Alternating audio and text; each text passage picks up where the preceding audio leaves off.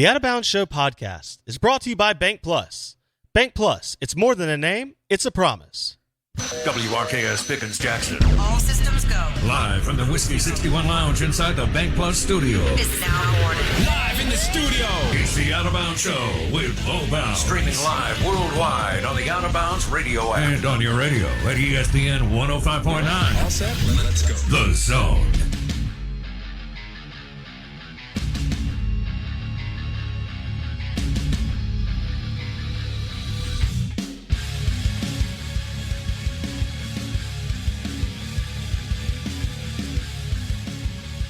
Well, we may make it official today. Blake could be going to the transfer portal. We'll keep you updated. Good morning. Welcome in. We are the Out of Bounds Show, 105.9 The Zone, ESPN. I'd like to get your feedback on the Ag Up Equipment text line if you believe that now is the time for Blake to hit the transfer portal. Our text line is 601-885-3776. It's powered by Ag Up Equipment and your next John Deere tractor. For your family, land, farm, and hunting camp, all three, all the above, one of the three, two of the three, John Deere, America's tractor. From Ag Up Equipment that was Mississippi Ag. Good morning, welcome in. We are powered by the Golden Moon Casino Sportsbook. That place will be hopping this weekend with the NFL, both on Saturday and Sunday. You get a mid-afternoon game and a night game. Get Dak Prescott. Night game. Woo! And it probably going to be cold in Philly. Mr. Prescott and the Cowboys travel to Philadelphia, Pennsylvania to play the red-hot Philadelphia Eagles and Jalen Hurts. Something to keep an eye on. Dak usually doesn't play well in super cold weather. Although he's won at Green Bay, he's won at Pittsburgh, and he's won at New England. And he owns New York and New York. But it's interesting that maybe that's, a lot of times, we point that out on the show. People start saying things, and then I don't know if that's true or not. He's won at Green Bay. Okay. He beat the Pittsburgh Steelers. He's won at New England. He's won at the Meadowlands several times. I don't know, Blakey Blakester. Maybe that's wrong. I think a lot of quarterbacks struggle in bad cold weather. Yeah.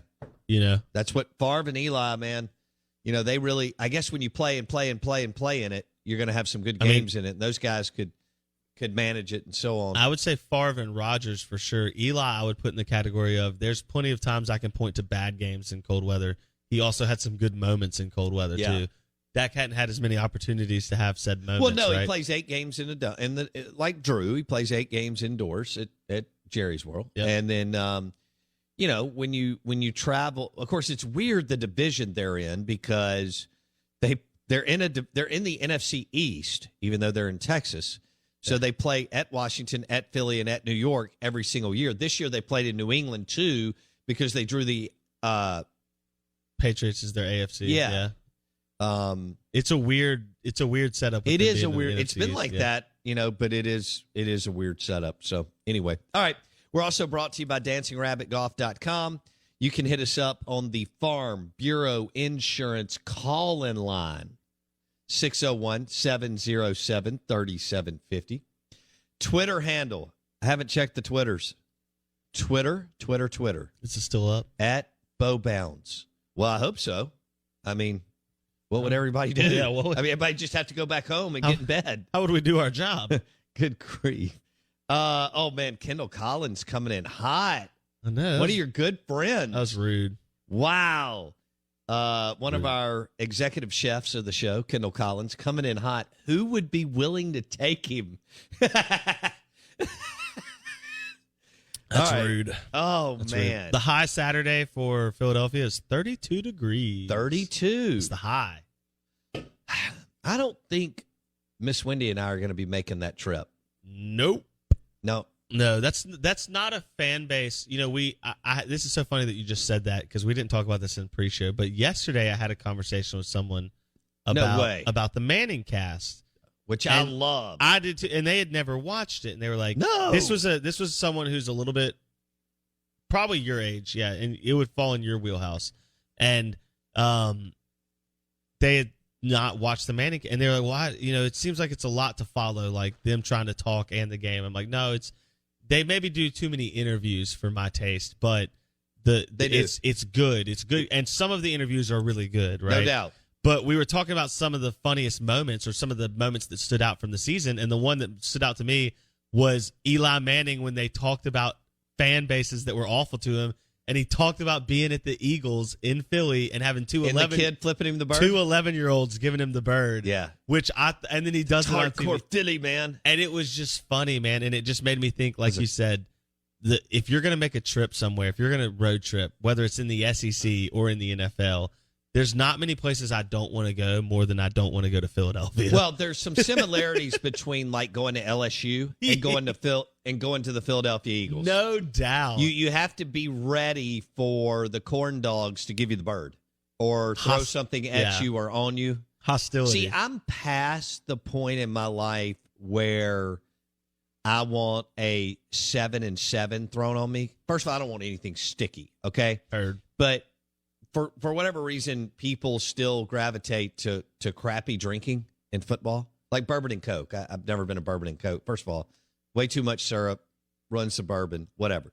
But you remember y'all probably, I don't know if y'all drank, y'all probably didn't. Yes. But when I was growing up at Veterans Memorial Stadium, there were enough Seagram 7 bottles left over after an Ole Miss or Mississippi State game or a combo if you had a doubleheader. Okay, Blake, to fill up the reservoir. There's no doubt. And LSU, one of my favorite stories about LSU and hostile crowds is when John Bond talks about trying to talk to an official about a penalty and having a 7 bottle fly across his feet on the middle of the field in Baton Rouge. Yeah. So now, that was a more rustic, correct, no doubt, rough around the edges South. But right? it's emblematic, well, we didn't I guess. really act right. Yeah, but it represents that animosity that LSU fans are so notarized for, right? No doubt. In SEC football lore, it's LSU. But I would say I've been to a lot of stadiums. Georgia was the most aggressively hostile fan base. That surprises me because when I've been to Athens, I've always had Georgia as the golf clap group, like Texas, way more Texas Longhorns than LSU Tigers or Philadelphia Eagles, because to me they were the Martini and Merlot crowd. It was, oh, good, we're here. See, I think that is true. I think you probably sat in that area. I was with my cousin. We were in the upper section. We were with the commoners. Okay, what we call the po folk. Yeah, as so well known around here. Got it. And those people, as I think Ryan Fowler tells us, Alabama arrogance with Vanderbilt's trophy case. That was Georgia football. We were Mississippi State. We had just beaten LSU 37-7. Dan Mullen. That was in Starkville. LSU was. We went to Georgia the next week. Oh, yeah. I went with my cousin who's from Georgia. Yeah. Lives an hour and a half away or whatever from Athens. Cousin Bill? No, yeah. And we went and we were in Mississippi State shirts. Remember, Georgia completed a flea flicker on third down of that game, or second down, the first series. The Todd second Grantham or third down. And it was everybody over from there. Yeah. I don't think we got a first down for like a quarter and a half. They didn't. They put 9 in the box, and they treated Fitz us wasn't like going we to were Florida and we played every year and we were despicable to their mothers. Wow. It was we were just like, we're getting killed. Why are you? But now you're known to pipe off. No, it wasn't was that. No. Okay. We expected to lose that game, I think, a little bit. We thought we'd play well, but no, as soon as that game went the way it went, we're just sitting up there like, first down, all right. There's too many good bars. I hope you left. Yeah. And restaurants. Yeah. So Georgia was They one have of the great local places. Georgia fans were not nice. They were Really? not nice people. Interesting. One time I went there, I've been there a couple, but one time Hines Ward scored at 5 different positions. The game was 47-0. We were back at the Ritz-Carlton in Atlanta by halftime. I mean, in sometime in the second half. It's what is it? A 55-minute drive? Yeah. We're live in the bank. Plus, I wasn't paying for it. My buddy's parents were. So, anyway, it's not like I stayed at the Ritz all the time in college, but we did that weekend. We're live in the Bank Plus studio, out of bounds, 105.9 The Zone, ESPN, powered by the Golden Moon Casino Sportsbook. Tom Luganville, 8:30. Welcome in. Good morning. Blake Mania may be in the transfer portal before the end of the show. The Out of Bounds Show podcast is brought to you by Boar's Head, premium meats, cheeses, and hummus. Boar's Head, compromise elsewhere. What's on the big board? What's on the big board?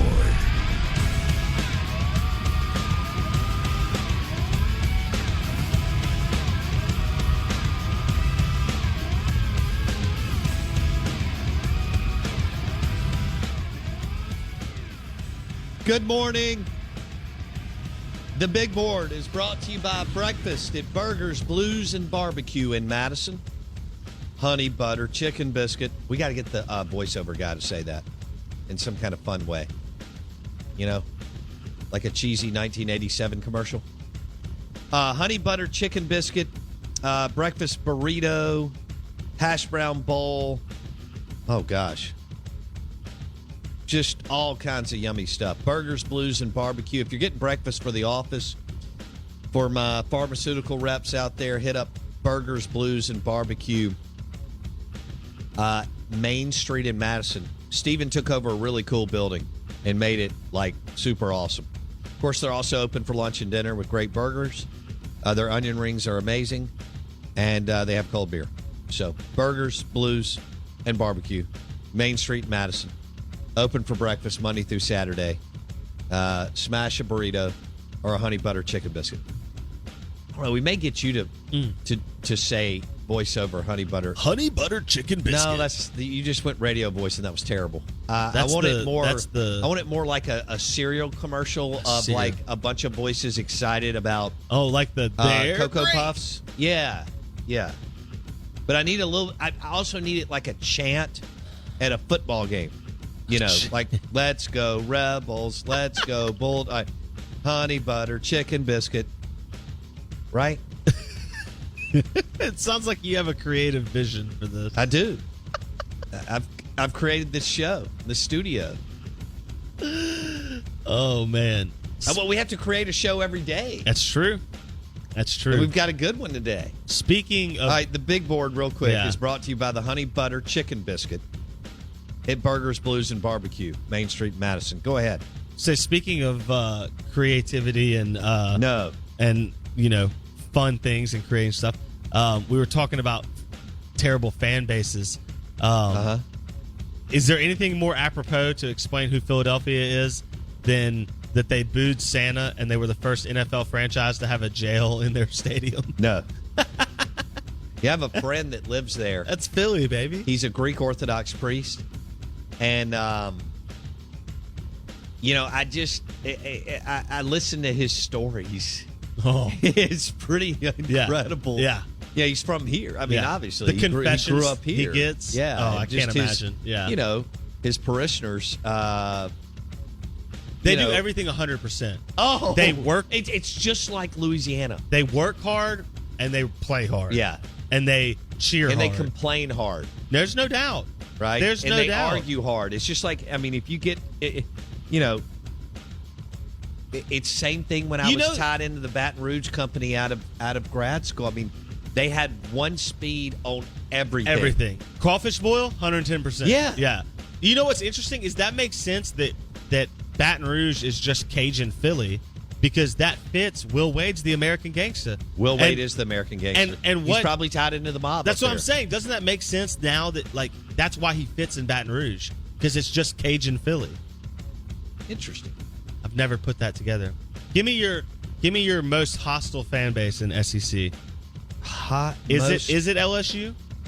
Most hostile fan base in the SEC.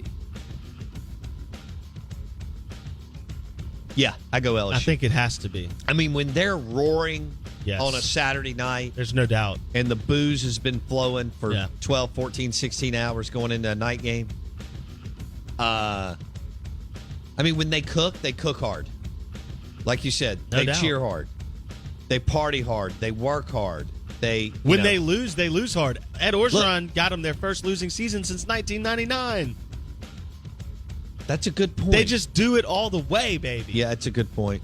That's a good point. When they implode, They implode hard. Insubordination. Edo. Woo! Speaking of, let me look at this score real quick. I was watching. I did not finish the game. I went to bed super early last night. Talking about the Texas Bowl? No. LSU beat Kentucky in basketball. In basketball, yeah, they did. The American Gangster is 13-1. Yep. They're 1-1. I didn't know that they had lost their first game. We haven't really turned the page. page. Do you know who they into lost hoops. to? Auburn. The only dirtier coach in the league, Bruce Pearl. Oh, guess who won last night too? Bruce Pearl. Auburn beat South Carolina. God don't play, dog. Auburn's 13-1, and so the two dudes, right? The two dirty, and I get that all of college basketball is dirty, but the American Gangster and the other guy that came back from a show cause to lead Auburn to a Final Four. Will Wade. All right, how about this? Is a better way to put it. Combined, LSU and Auburn are 26-2. Is that good? Oh yeah. In college basketball, here's the problem. You've got, even when you're good, Blake, you got another 100 teams that can beat you in college basketball. Well, yeah, it only takes because like the two good 3-point shooters. line. Yeah, You saw what Ole Miss and State struggled with a couple of teams in the non-conference because they came in and shot 47. If somebody drops 47% on you from 3-point land on a night, good luck. It doesn't matter who you are. Yeah. We've seen that story about 100 times over the last 20 years. These schools that have Winthrop. I think about that all the time. Like you said, two shooters. Richmond, the Spiders. Dude, I remember they did that. Liberty beat Ben Howland. Mississippi State. And speaking of Ben Howland, this is where I was going with this too.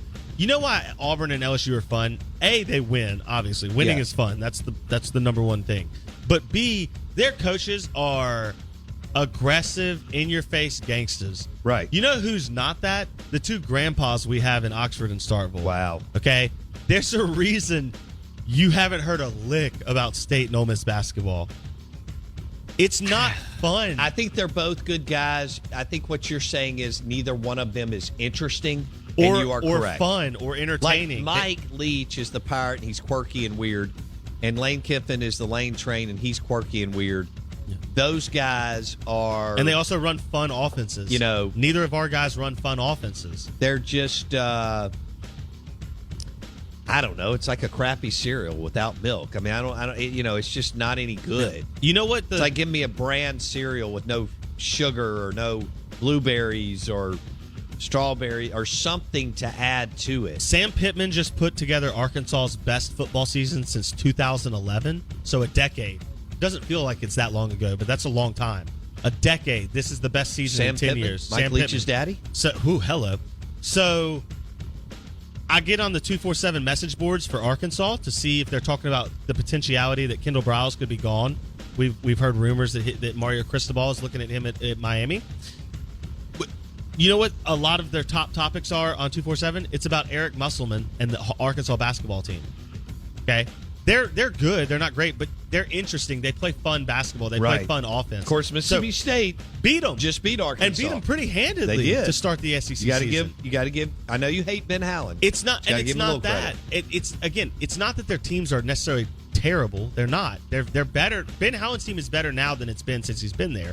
I acknowledge that because he had to build up. Yeah, he had to build up out of nothing. Okay. It still doesn't make him good for the future of SEC basketball and for Mississippi State. Same way Kermit's offense and what they're doing in Oxford isn't where you need to be if you're Ole Miss. I agree. Both men are boring. Good guys, good coaches. Probably not going to do anything special. But you're not going to be bottom of the. You're not going to be Rick Ray. But you look around and you see Nate Oates at Alabama. Rod Barnes lost it at the end. Nate Oates, Alabama. Bruce Pearl, Auburn. Will Wade, LSU, Musselman, Arkansas, and then you look at what you have. Those guys are assassins. So I'm just saying, okay. You have upped the ante in your commitment to football and baseball, and they're both getting paid $3 million a year for a sport that most people don't care about. Yeah, like in the SEC Insider hit next, we're going to go over could Kevin Smith, Ole Miss's running backs coach, go to Miami? And what's incredible is people are more interested in that than basketball. Yep. Mississippi State or Ole Miss playing. And by the way, they played this weekend in Oxford against each other. Yeah. Okay.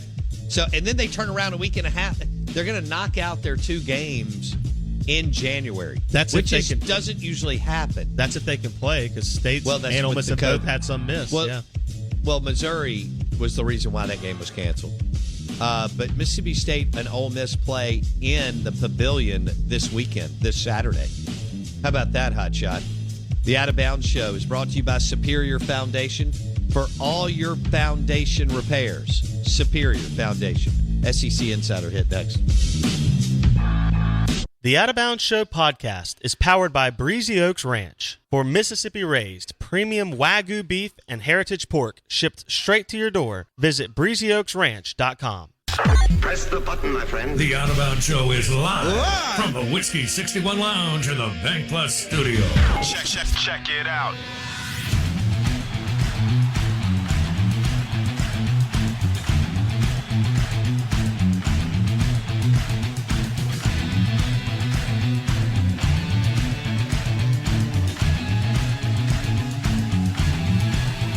Good morning. Welcome in to all you crazy people. I love how passionate you are about your team and your players and the bowl games. That's good. The Out of Bounds Show is driven by your next Ram truck, Jeep Grand Cherokee or Jeep Wrangler, or pre-owned SUVs or trucks, Mac Hike and Flowwood. Now, they're loaded up with inventory. So if you're in the market, MacHikeFlowwood.com. Mac Hike in Flowwood for your next truck or SUV. We're live in the Bank Plus studio. Happy New Year to you and your family. Hope you had a good weekend. For the Ole Miss fans that went to New Orleans, I hope you had a great time. It looked like from the pictures that other than the game, you celebrated big. Great food, maybe some beverages, and hit some yummy places to eat. Great town, great venue. That's one thing about the Sugar Bowl. Proximity, Caesar Superdome, and a great food town. Even with the mayor trying to destroy the city. I mean, I was just there last week. Great food town, fun hotels, little pockets of little different, districts and areas, obviously the quarter, the warehouse district, Midtown, Uptown, Frenchman Street, just eclectic, cool, as long as you stay safe. Well, you just got to watch out for you and your crew when you're roaming around. Be careful. I've been down there a million times, knock on wood, I haven't had any issues. But some of the best culinary and chefs in the world, some of the best food and redfish and trout and po' boys and gumbo and a beat of purple haze and all the good stuff that New Orleans brings to the table. And the craziness. Gosh, the people watching is nuts. We just did it last week and I think, my son was like, this place is weird and crazy. I'm like, it is, buddy. We found a place where we could shoot pool. Oh. He beat me. He beat me, then beat Wendy, and then beat me again. I was sitting there going, this is not cool. But we found this cool little spot. We stay at the Roosevelt. Again, shout out. I'm a Hilton Honors guy. Hilton Jackson County Line Road. But we found this place to play pool. That's as you're getting into the warehouse district, the Roosevelt Soul, on the other side of Canal. Because the other side of Canal is a quarter, as you know, Blake. And he ends up pull sharking me. He's like, Dad, let's put some money on it. I'm like, hold on. My money is my money and it's your money. How does this work? You're expensive. Your sister's expensive. And You're a loser either way. Yeah, I'm like, hold on. I'm putting $20 on this game. On both sides. And I'm not winning anything. Nope. Anyway, we had a great time. It was so fun to find a cool pool place, because we used to have when the country, and especially this area of the country, was more rustic and rural and rough around the edges, there were pool halls everywhere. Now, some of them were, be careful, but you could dance we did a lot of that when I was growing up, shooting pool in places in high school and college. And I don't think you see as much of that today.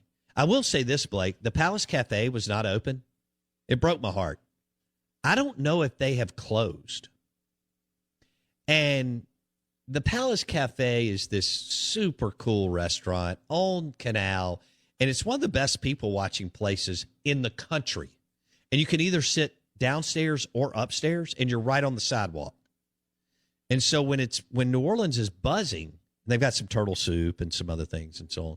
But when New Orleans is hopping, it is a fun place to hang out. And it looked like it was closed for good. I need to double check on that because that was kind of an iconic place and had been there for years. And I know they had made, millions and millions of dollars in that restaurant just because the overwhelming majority of the time it was packed. We're going to go to the Bell's Two-Hearted Ale guest line. Welcome in our friend Brad Edwards, 25 years at ESPN. His book, Dynasty, on Saban and Alabama football. He rolled that out late in the summer. And Brad, good morning. Happy New Year. How are you? Yeah, Happy New Year. Good morning. It was another predictable semifinal round, huh? Well, it's crazy. I mean, I guess we were for the most part expecting it. I know I had told you I didn't think Michigan could play with Georgia at all. Some people did, but at the end of the day, it's amazing how we get this year after year after year, and yet there's so much momentum to increase the playoff field, and I understand the reasons why, but on a certain level, it doesn't go with the results. No, we don't get many Georgia-Oklahoma semifinal games, Brad, where it's unfortunately compelling. I mean, that was an awesome game. All right, so where are you psychologically? I was listening to some of your friends and colleagues talk after the games had been played, and you're right, it wasn't interesting on Friday. I thought Saturday was awesome with some of those games. But bottom line is, where are you? Georgia is still the favorite. Saban's going to play that up. Herb Street was arguing that psychologically, though, this could play into Georgia's favor because Smart could use the fact that they got beat by 17 points and gave up 24 points in the second quarter in the SEC championship game. Where are you as we head into a week from or 8 days from today, the national championship game, Brad? Yeah, I mean, to me, the advantage is Georgia's because Georgia is the better team. They didn't play, look, I mean, Alabama certainly had something to do with it the first time. But the very first game, Alabama had to win. It was a must-win situation for them. The backs were against the wall to keep the season alive. They came out and played like it. Georgia, to some extent, played like a team that didn't have to win, and that was what you got. And now this is everything, and so I would think that the other advantage for Georgia is that they're going to make some adjustments based on what happened in the first game, the way that they tried to play Alabama defensively, which obviously didn't work, at least especially didn't work while Mechie was in the game. Alabama, remember, after Mechie went out, they didn't move the ball nearly as well in the second half. And so, there's that part of it. But on the other side, can Alabama replicate what they did? I mean, think about Alabama not only had no turnovers against Georgia, they didn't allow any sacks. They had 1 3 and out. I think if the game had kept going on, 4 weeks ago or whatever in Atlanta, Alabama wouldn't have been able to keep that up. Like at some point, Georgia's defense is too good for you to continue to play that well against them. And the combination of that and Mechie being out, I don't know. I don't think Alabama's offense can replicate what it did the first time around. And then, for Georgia offensively, they moved the ball all game.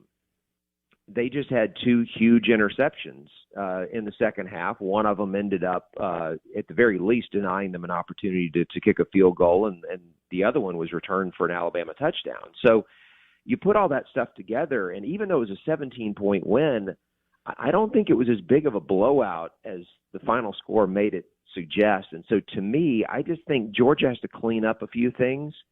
And I think I don't know. I think it's almost impossible to expect Alabama to be able to go out there and replicate what they were able to do the first time. Can I play devil's advocate with you? Sure. Okay. Yeah, go ahead. All right, Brad Edwards on the Out of Bounds show. Okay, so you said just a minute ago Georgia's better. And there's no doubt in several positions it looks like they have more talent.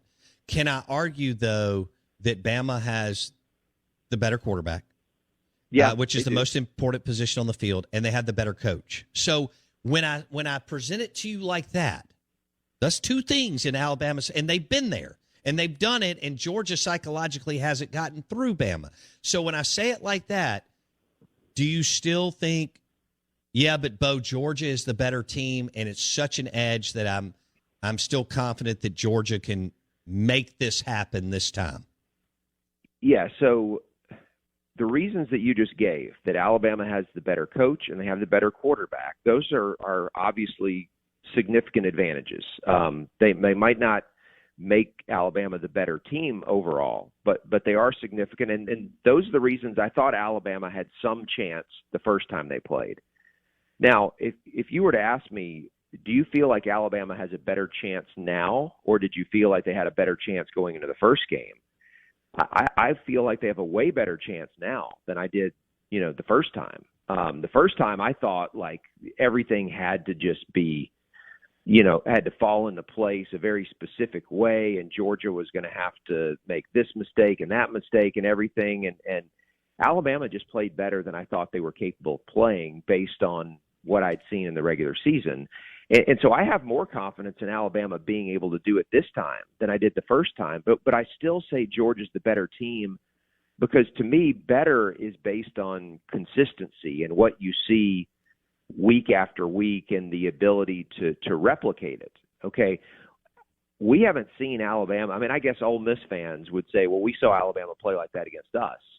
And maybe they played something close to that against Ole Miss. And they played well against State. So maybe the Mississippi audience isn't the best one to vouch for what Alabama has been week after week this season. But if you've watched them every week, the Georgia game was kind of an outlier. Sure. The Cincinnati game wasn't great. I mean, they were just so physically superior that they were able to impose their will at the line of scrimmage. But it wasn't a great performance. And so that's where I say that Georgia's the better team. Now, the better team doesn't always win, and they didn't win the first time, and they might not win again because sometimes it comes down to matchups and little things, and I think your point is maybe the biggest thing for Alabama. I don't think Alabama is going to go out there and take it to Georgia the way that they did 4 weeks ago. I think if Alabama wins this game, it's going to be more because Georgia doesn't handle the pressure. As I said, the pressure the first time was on Alabama in that Georgia didn't have to win. Okay, and Alabama handled that pressure really well. It's possible that Georgia won't take that situation and use it the way that Alabama did this time now that they have to win. Of course, both teams have to win. I mean, it's the last game. It's for the whole thing.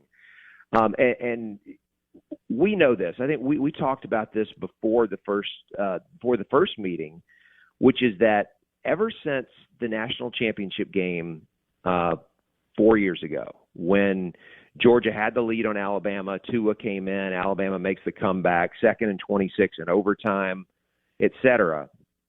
From that moment forward, Kirby Smart's time in Athens has been all about one thing, and that is winning a national championship. SEC championships were not going to be good enough to satisfy the fan base. It was only winning that first national title since 1980. And that's where they are. They still have the opportunity to do it, but with that comes a lot of pressure. And when you combine that with Alabama having had their number over the years that Saban has been there, not just with Smart, but even before then, it does create a situation where you wonder, like you were saying, is Alabama in their heads? And if Georgia doesn't handle that part well, I could see Georgia choking. I can't see Alabama going out there and looking like the better team for 4 quarters again, but I could see Georgia going out there and just fair enough. gacking. Yeah. Brad Edwards on the Out of Bounds show, 25 years with ESPN. He joins us on the Bell's Two-Hearted Ale guest line. I kind of lean to where you're going. I think you're going. I expect it to be a much tighter game, and I think it goes, all the way into the fourth quarter.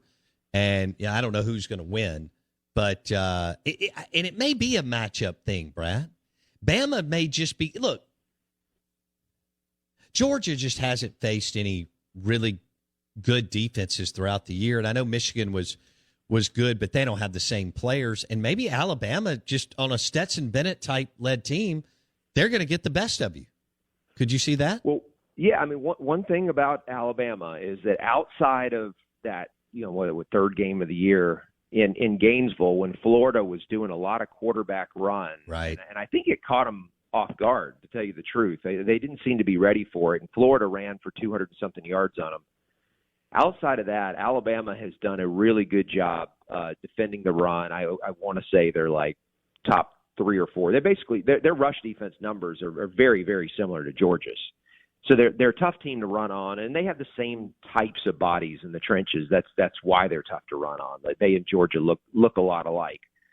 And so, we know that's where Georgia wants to have success first and foremost, is running the ball. And we know they can do it through the air. Obviously, Bowers had a huge game against Alabama the first time, especially in the second half. So I don't know how Alabama's going to, kind of scheme to make him less effective. But it starts with slowing down the running game. And I feel confident that Alabama can do that, just like I feel confident that Georgia can do that to Alabama, is slow down their running game. And I think what some people would say is if you take those two things and you assume both defenses are going to be difficult to run on, then what you have is a Bryce Young versus Stetson Bennett matchup. And at that point, how do you not like Alabama? And if Alabama had its full complement of receivers, I would be more inclined to like Alabama. I'm not sure what Alabama has left beyond Jamison Williams. I mean, for those who've watched Alabama closely, all season long, they have been expecting these really hyped freshman and sophomore receivers to make a big difference this year. We knew with Devontae Smith, Jalen Waddle going to the NFL, there was going to be an opportunity for people to step up. We thought they would be really deep at that position. But every game, it has been the same 3 guys. It was John Mechie and Jamison Williams and Slade Bolden in the slot. And none of these hotshot recruits have been able to break through and get much playing time at all. And even with John Mechie out in the game the other day, Ja'Cory Brooks caught 1 long pass for a touchdown. But nobody else in that group has been consistent. You reach a point where it becomes evident when you watch a team over and over that a quarterback has confidence in certain receivers and doesn't look for other guys. I mean, even when it came down to third down, like just move the chains type situations, Bryce Young was still looking for 2 guys. It was Jamison Williams and Slade Bolden. And Jamison Williams has never been his third down guy before, but with Mechie out, that's what he became. And so I don't see the quarterback having the confidence to really look for one of those other guys. And to me, for them to come close to doing what they did against Georgia 4 weeks ago through the air, he's going to have someone else at receiver have a big game. It cannot be just Jamison Williams. All right, let's switch gears. Brad Edwards on the Out of Bounds show and the Bell's Two-Hearted Ale guest line. What's your takeaway with how Michigan feels today? They had a wonderful season. Got to give Harbaugh all the credit in the world, restructuring his staff and so on. But it was more than obvious how far away they still are. Yep. From going and getting a Georgia or a Bama. What are your thoughts there, Brad? I think Michigan feels okay because at the end of the day, the season was about beating Ohio State and winning the Big Ten. And those two things for Michigan right now, where their program is now, to do those two things. And I put the two together because I do think even after they beat Ohio State, if they had turned around and choked in the Big Ten championship game, it would have felt somewhat empty to not take advantage of that opportunity. But because they did both, I think they still are really pleased with how the season went, that they were able to accomplish that. And I think they look at the playoff experience, and while sure, it was evident that they've got a long way to go on both sides of the ball to get to that Georgia-Alabama level, I think they also recognize that their quarterback was not good enough, and maybe it starts there. I think they're fooling themselves if that's the way that they feel, but I think a lot of them do feel that way, that it really just kind of starts with the QB, and that'll solve some of the problems. But I think the personnel issues are larger than that. Now, I mean, look, when Harbaugh first got there and they had some, top five-ish recruiting classes, maybe, I don't know if they were ever as high as five. I want to say they were, at least one class was that high. I think they really were dreaming of national championships and having moments where they had the opportunity to contend. But given how everything's gone the past, 2 or 3 years, whatever it was before this year, I think they're just thrilled to have gotten the Ohio State monkey off their backs and won a Big Ten title for the first time in seemingly forever. And at least, gotten that measuring stick to just see how far they still go. And I don't know if there's a reason to be optimistic that they can close that gap. And I think in a way, it's kind of worse that it happened to them against Georgia. If you get into a playoff and that happens to you against Alabama, you just say, well, in a few years, Saban will be retired and then Alabama comes back to the pack. But when it happens against Georgia, I think there's a different type of reality to it, which is the best teams in the SEC are just going to be that good year after year. And it's a matter of getting to that level. It's not just Alabama. So I think that's kind of how Michigan is. I think for the most part, they're still happy with the season. But for those who are still clinging to this idea that they're a national championship program, it is a little bit of a kick in the butt. Tells you how far you still have to go. Yeah, I think they had a great year. I agree with you. And if a fan, has a little bit of logic and reason, then he says it was a great year and like you said, beat Ohio State and so on. All right, buddy. Is it snowing up there? No, we actually got, about an inch on Christmas Eve, and that's the only accumulation we've had since the cold began in October or whatever. And it's been pretty mild. I don't think there's any snow in the forecast. It's been warm. I think it was in the 50s yesterday. So one of those kind of winters up here, it looks like. Yeah. It was 80 here on Saturday, and it went to 30 last night. So, just one. Wow. Yeah. That's going to do some stuff to the sinuses. No doubt. No doubt. All right, we'll talk again soon. Thank you, buddy. Sounds good, man. Take care. Brad Edwards on the Bell's Two-Hearted Ale guest line. Talking about a great beer with a steak or a cigar. Speaking of, I may have had an Oliva cigar from Havana Smoke Shop yesterday while I was watching some NFL Red Zone. Oh, yeah, I did. And it snowed a little bit yesterday. It was a little bit of snow, sleet, stuff, whatever.